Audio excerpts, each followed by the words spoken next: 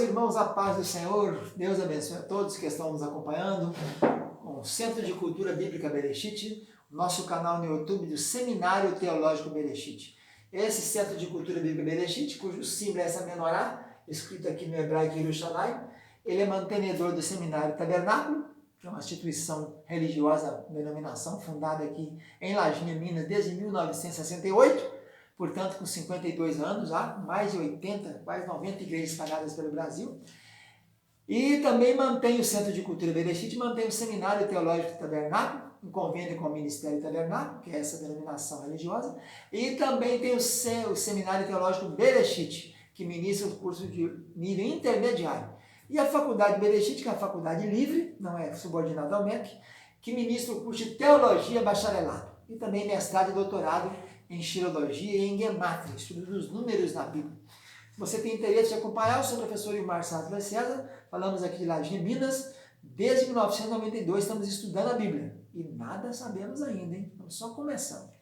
Estamos ministrando as aulas de religiões comparada do primeiro bloco número 1. Essa é a última matéria do bloco número 1. O nosso curso base de teologia tem 36 matérias, dividido em 6 matérias em cada bloco. O bloco número 1 tem religiões comparadas número 1. No bloco 2 tem religiões comparadas 2. E assim vai até o bloco 4. Na aula passada nós vimos algumas questões e refutamos, né? Estamos mostrando agora a questão levantada pelo Adventista, os dogmas dele, e mostrando a resposta na Bíblia. E eu aconselho todos a adquirir a Bíblia Apologética, que ela traz isso muito bem explicadinho, né? Ela traz as questões uma por uma. A Bíblia Apologética de estudo, você pode adquirir aí, ela é do ICP, Instituto Cristão de Pesquisa. Ela apresenta aí a questão, né? O símbolozinho é esse aqui, ó. Você pode ver aí, ó, as 10 tabuinhas da lei, ó, tá vendo? E aí ela te mostra a questão e te dá a resposta apologética. Nós colocamos alguma dessas aqui na nossa apostila de religiões comparadas número 1. E estamos agora na segunda parte, vão ser acho que 3 ou 4 partes. A primeira falamos sobre algumas questões. A última delas foi sobre o livro da lei de Moisés e a lei de Deus. Eles fazendo distinção entre lei moral, que seria os 10 mandamentos, e lei cerimonial, que seria a Torá, que são os 5 livros da lei, o Pentateuco. Vamos continuar com as questões então deles agora. Agora vamos falar sobre o Salmo 6, versículo 5 e o Salmo 115, versículo 17. No sepulcro, quem te louvará? Baseado nisso aqui, eles declaram que assim como durante o sono as pessoas não louvam a Deus, os mortos também não podem fazer. Vocês lembram que uma das doutrinas deles é o sono da alma, não é isso? Junto com a aniquilação total dos ímpios e outras coisas mais. A obra de Cristo e tal. Então a Bíblia ensina que essas palavras de salmista só se referem ao louvor diante dos homens. São sempre usadas com relação à adoração pública na casa de Deus, a adoração, no meio da congregação do povo de Israel. Davi, que é um autor de mais de 70 salmos, lamenta que se Deus não livrasse da depressão pela destruição dos seus inimigos, ele morreria. Então, uma vez no Sheol, né, aí entra Sheol e Hades, né, no grego Hades, no hebraico Sheol, que era o local onde ficavam os mortos no Velho Testamento, tanto os salvos como os não salvos, isso mudou depois da ressurreição de Jesus, né, depois da morte de Jesus, que ele levou cativo o cativeiro, levou para as alturas. A palavra ali, uma vez no Sheol, ele não poderia louvar, dar graças, Yadá no Senhor, Yadá é a palavra hebraica. Essa palavra, em suas várias formas, é encontrada 103 vezes no Antigo Testamento. Sem qualquer exceção, é sempre usada para adoração pública congregacional. Então o salmista está afirmando que uma vez morto não haveria oportunidade para dar testemunho público no meio da congregação. Ele está falando isso, né? Que depois que você morre, como é que vai se louvar se você está morto, né? Outra coisa agora, Salmo 16, 11. Na tua presença há abundância de alegrias. Baseado nesse salmo, o Adventista diz: declara que ao morrer o ser humano está dormindo inconsciente na sepultura. É a mesma coisa, ouvindo do sono da morte, né? A Bíblia declara que os redimidos no céu estão experimentando a fartura da alegria. O que fica inconsciente na sepultura é o corpo, esperando o arrebatamento da igreja, que os mortos em Cristo ressuscitarão primeiro. Depois nós, os vivos e vivificados, seremos transformados, né? Então não é a alma, não. Quem está paralisado é o corpo, né? Que vai putrefazer-se e vai depois ser um novo corpo incorruptível. A alma não. Salmo 19, 7. A lei do Senhor é perfeita. Nesse versículo eles declaram que a lei é perfeita, é o decálogo. E que por isso não pode ser mudada. Tudo para defender o sábio, né? A resposta apologética é a seguinte: a palavra lei tem um significado abrangente. o escritor, o rei Davi, tinha a obrigação de ter ao lado do trono uma cópia da lei. Toda vez que fosse eleito o rei, a ordem, desde o tempo de Samuel para Saul, era isso, tem uma cópia do livro da lei, que é o Pentateuco, né? Portanto, não se tratava, pois, de duas tábuas de pedra, não era o decálogo que estava ali. Quando fala aqui, o próprio Jesus disse, né, para aquele caso do Lázaro e o próprio, né, a parábola do rico e do Lázaro lá, né? Abraão, manda que ele vá lá avisar que você tem a lei e os profetas, ouçam. No caso ali, quer dizer, tem a Torá, tem o Pentateuco e tem os profetas anteriores e posteriores.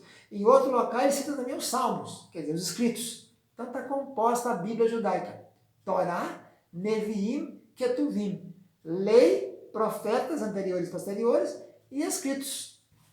Próxima, Salmo 40, versículo 7. No rolo do livro de mim está escrito. O Adventista declara que a lei perfeita é o decálogo e por isso não pode ser mudado. Afirma que o texto que foi falado aqui se aplica profeticamente a Jesus e deduz que como Jesus guardou a lei, os 10 mandamentos, nós também precisamos guardá-las. Né? Resposta apologética. A palavra de Deus ensina que Jesus guardou a lei, pois nasceu sob a jurisdição da lei, Gálatas 4. Tendo nascido sob a lei, ele cumpriu os seguintes preceitos. Primeiro, foi circuncidado. Foi, Lucas 2. Foi levado ao templo, Lucas 2, 22 também. Ofereceu o sacrifício de um par de rolas, sim, Lucas 12, Lucas 2. Guardou a festa da Páscoa aos 12, sim. A partir de 12 anos, tornou um rapaz chamado Bar Mitzvah. Foi lá e fez o Bar Mitzvah, Lucas 2 e Lucas 23. Guardou o sábado, sim. Na cruz terminou a vigência das coisas prescritas na lei. A cruz encerra a lei, entre as quais o guarda do sábado. Ele veio cumprir a lei e cumpriu a lei mesmo. Então, se ele cumpriu, não tem mais lei. Só para judeu. Nós, cristãos, não.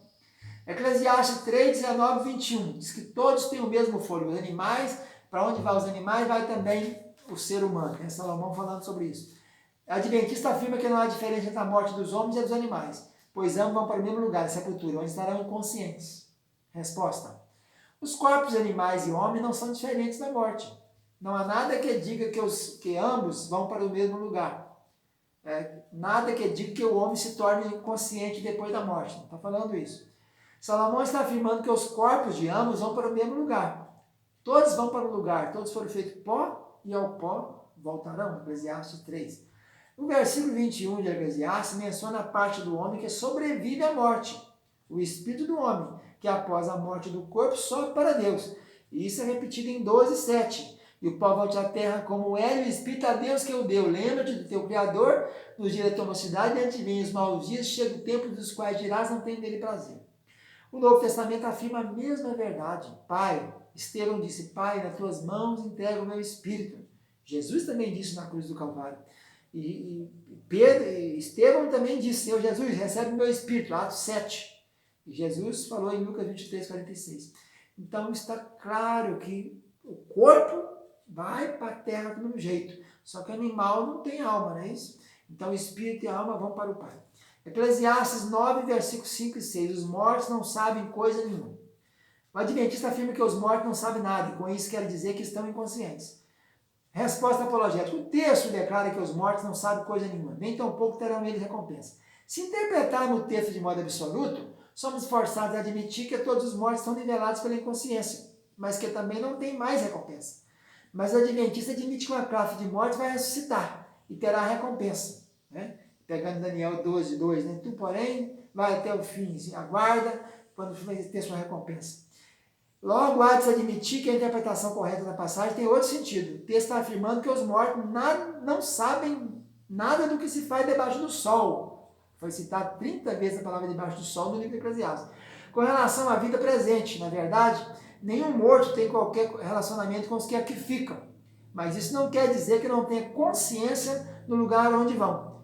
Se for fiel, ele irá para o céu. Lá no Apocalipse diz que via debaixo do altar as almas que haviam morrido e clamava até quando o justo juiz não falasse justiça ao nosso caso. Como é que pode a pessoa falar se está inconsciente, está dormindo? Né? Via as almas dos que morreram. Então estava falando, estava consciente. E ainda Eclesiastes, para acabar essa questão da segunda fase das questões, Eclesiastes 12, 13 e 14. Guarda os seus mandamentos. O Adventista declara que os mandamentos mencionados são os 10 mandamentos e que por eles serem julgados e por eles serão julgados. Se não guardar o quarto mandamento do sábado, a pessoa estará condenada. Eles batem muito no mandamento, né? Resposta: o livro de Eclesiastes foi escrito por rei Salomão. E os reis deveriam ter ao seu lado uma cópia da lei. Deuteronômio 17 dizia isso. Deveriam ler diariamente e meditar nela. Salmo 1, 1 de 1 a 3. Não se trata de decálogo. Quando tem referência no Novo Testamento, a lei está falando a Torá, ao Pentateuco. Os supostos guardadores dos sábados são transgressores da lei que pretende guardar, pois não se observam os 613 preceitos contidos no livro da lei. A Torá tem 613 preceitos que tem que se guardar. Eu só guardo o sábado e o resto, como é que fica? Onde encontramos no decálogo o mandamento de visitar as viúvas, enfermos e os órfãos? Tiago 1. Onde encontramos no decálogo o mandamento para sermos sóbrios, pacientes e amorosos?